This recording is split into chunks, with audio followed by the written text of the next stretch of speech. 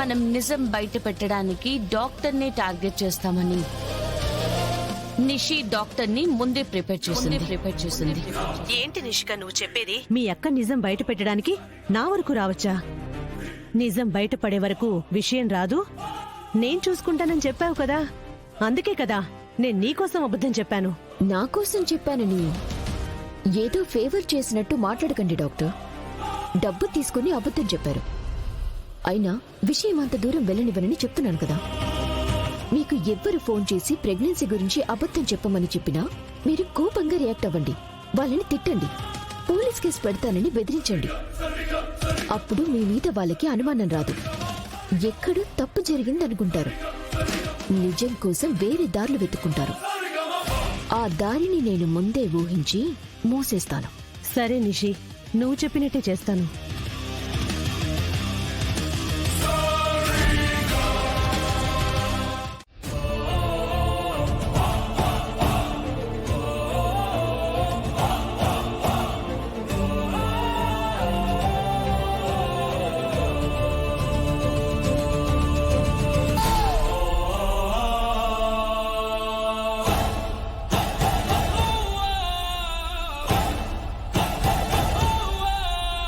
మధ్యాహ్నం ఏం జరిగిందో జగదాత్రి చెప్పింది బాబాయ్.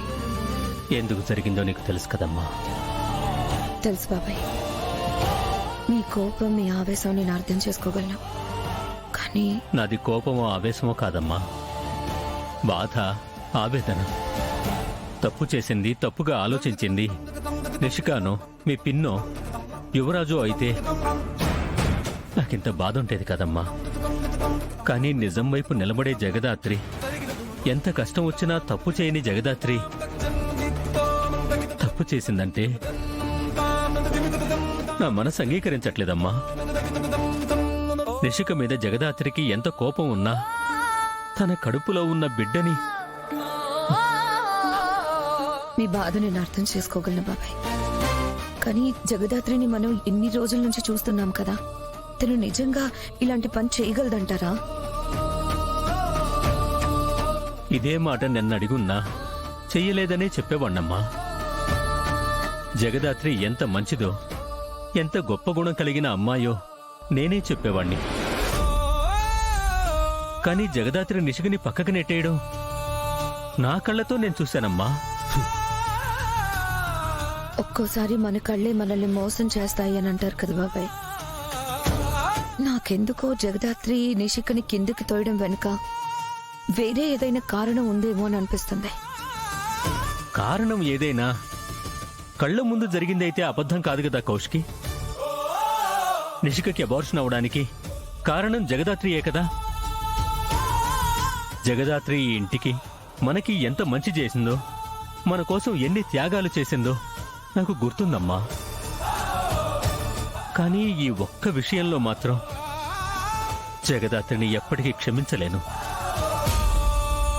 వాళ్ళని ఇంకెప్పటికీ దగ్గరికి తీసుకోలేను. ఈ ఒక్క సంఘటనతో నా మనసులో వాళ్ళ స్థానాన్ని పోగొట్టుకున్నారు. అర్థం చేసుకోగలను బాబాయ్. యువరాజ్కి పుట్టబోయే బిడ్డ కోసం మీరెంతగా ఎదురు చూశారో మీ బాధే చెప్తుంది. సరే, లోపలికి తీసుకెళ్తాను పదండి బాబాయ్. రండి. నువ్వు వెళ్ళమ్మా, నా మనసేం బాగోలేదు. ఏంటి యువరాజ్, చాలా హ్యాపీగా ఉన్నట్టున్నావు?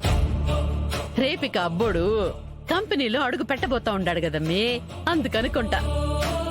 ఆ హ్యాపీనెస్ ఎలానో ఉందనుకోండి, కానీ నేను ఇప్పుడు హ్యాపీగా ఉంది అందుకు కాదు. మరి మన ప్లాన్ సూపర్ సక్సెస్ అయినందుకు. కంపెనీలో అడుగు పెట్టి దాని గురించి కాదన్నావు, మరి ఇంకే ప్లాన్ గురించి మాట్లాడుతా ఉండావా బోడా? అదేమ్మా, కేదార్ని నాన్న నుంచి పర్మనెంట్ గా దూరం చేయడం గురించి. అవునా? మావయ్య గారితో మాట్లాడుస్తున్నావా? కాదు, నాన్న అక్కతో జగదాత్రి కేదార్లని ఎందుకు ద్వేషిస్తున్నారు, ఎందుకు ఎప్పటికీ క్షమించలేనని అంటున్నారో చెప్తున్నారు. అది విని అవునా బోడా, ఎంత మంచి మాట చెప్పుండావు. లేదంటే ఆ వీరశంకర్ వచ్చిన కాడి నుంచి మొగుడు పెండ్లాలు తెగ రెచ్చిపోతా ఉండారు. ఆ జగదాత్రైతే ఈ ఇంటికి కోడలైపోయినట్టు పెత్తనమంతా దాని చేతికొచ్చినట్టు కలలు కూడా కనేసుకుని ఉంటుంది అత్తయ్య. కండ్ల ముందు కలలు కూలిపోతా ఉంటే ఎంత బాధగా ఉంటదో ఇప్పటికైనా ఇద్దరికి అర్థమై ఉంటది. మావయ్య గారు అలా మాట్లాడుతుంటే వదిన ఏమనటం లేదా యువరాజ్? ఎందుకు అనడం లేదు నిషి. జగదాత్రి మంచితనం గురించి, కేదార్ గొప్పతనం గురించి చెప్పి నాన్న మనసు మార్చాలని, వాళ్ళని క్షమించమని అడుగుతుంది. అవునా? మళ్ళా అమ్మితో మీ నాయన్ని ఒక్కడిని ఎందుకు వదిలేసి వచ్చిండావా బోడా? ఆ అమ్మి మీ నాయన మనసు మార్చేస్తుంది కదూ. అది అంత ఈజీ కాదులేమ్మా. నాన్న మనసు మార్చడం చాలా కష్టం.